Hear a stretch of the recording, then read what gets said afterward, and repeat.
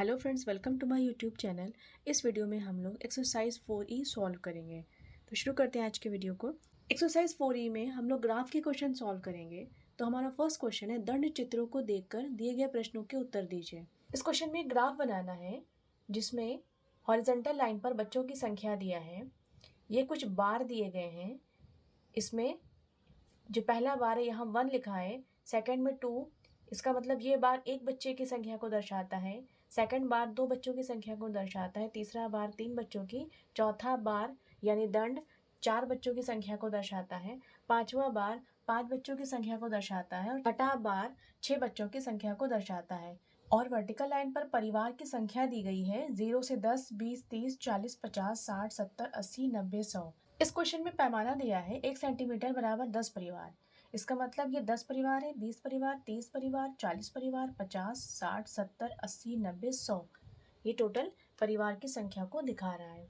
इस ग्राफ में vertical line पर छोटे छोटे 10 खाने हैं। 0 से 10 के बीच 10 खाने हैं और ये आपका यहाँ से यहाँ तक ये 5 खाने शो कर रहा है और इसके आगे का ये आपका यहाँ से यहाँ तक ये 5 खाने शो कर रहा है। ऐसे ही 10 से 20 के बीच टोटल 10 खाने हैं छोटे छोटे और 20 से 30 के बीच 10 खाने। इसी तरह से एक संख्या से दूसरी संख्या के बीच टोटल 10 खाने शो कर रहा है और जो उसके बीच का भाग होगा वो उसका आधा शो करेगा।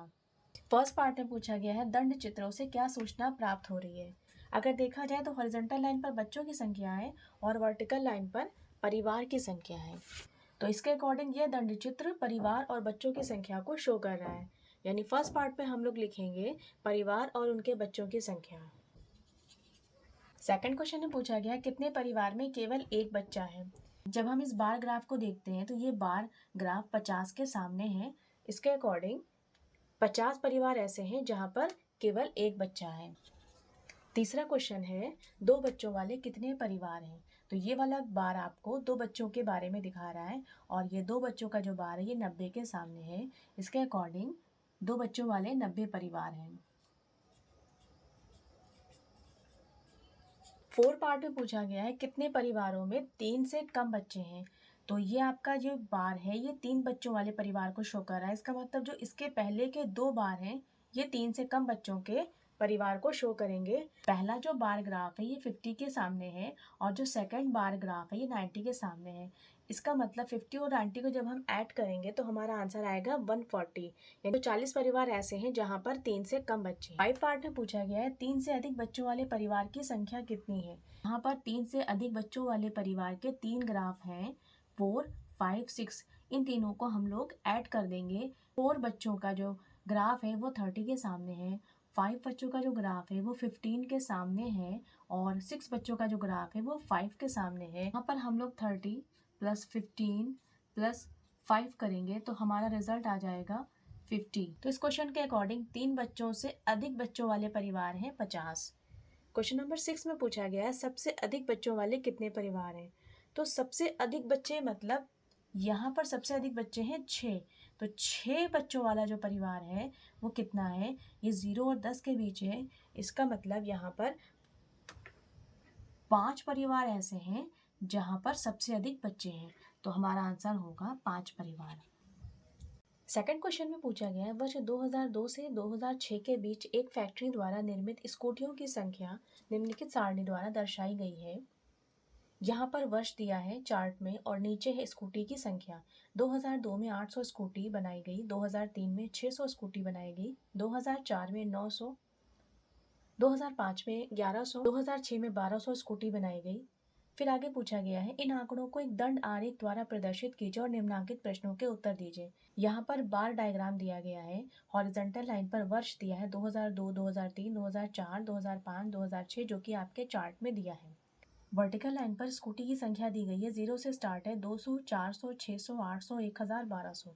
इसके बाद क्वेश्चन में पूछा गया है, किस वर्ष में सबसे अधिक स्कूटी निर्मित की गई। तो बार डायग्राम सबसे ऊंचा होगा वो सबसे अधिक स्कूटी की संख्या को शो करेगा और यहाँ पर 2006 का जो बार है ये सबसे ऊंचा है।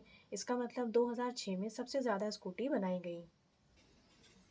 पूछा गया है, किस वर्ष में न्यूनतम स्कूटियां निर्मित की गई। तो यहाँ पर सबसे छोटा जो बार डायग्राम है वो 2003 का है। इसके अकॉर्डिंग सबसे कम स्कूटी निर्मित की गई वर्ष 2003 में। 2003 में टोटल स्कूटी बनाई गई 600 और 2006 में सबसे अधिक स्कूटी बनाई गई 1200। क्वेश्चन नंबर 3 में पूछा गया है, नीचे दी गई तालिका के प्राप्तांकों की टैली चिन्ह की सहायता से बारंबारता ज्ञात कीजिए। तो बारंबारता का मतलब होता है कोई संख्या कितने बार आई है। यहाँ पर एक चार्ट बनाया गया है। पहला जो है वो सीरियल नंबर शो कर रहा है, यानी टोटल यहाँ पर 8 संख्याएं हैं। सेकंड रो यहाँ पर प्राप्तांक शो कर रहा है, पहली संख्या है 7 और इस क्वेश्चन में 7 5 टाइम्स आया है, 1 2 3 4 5। बारंबारता में यहाँ पर 5 लिखेंगे और टैली चिन्ह में 1 2 3 4 लाइन खींचकर और एक तिरछी लाइन खींच देंगे। सेकंड है 9, यहाँ पर संख्या 9 आपकी 2 टाइम्स आई है, 1 और ये 2, तो बारंबारता में लिखेंगे 2, टैली चिन्ह में 2 लाइन यहाँ पर खींच देंगे।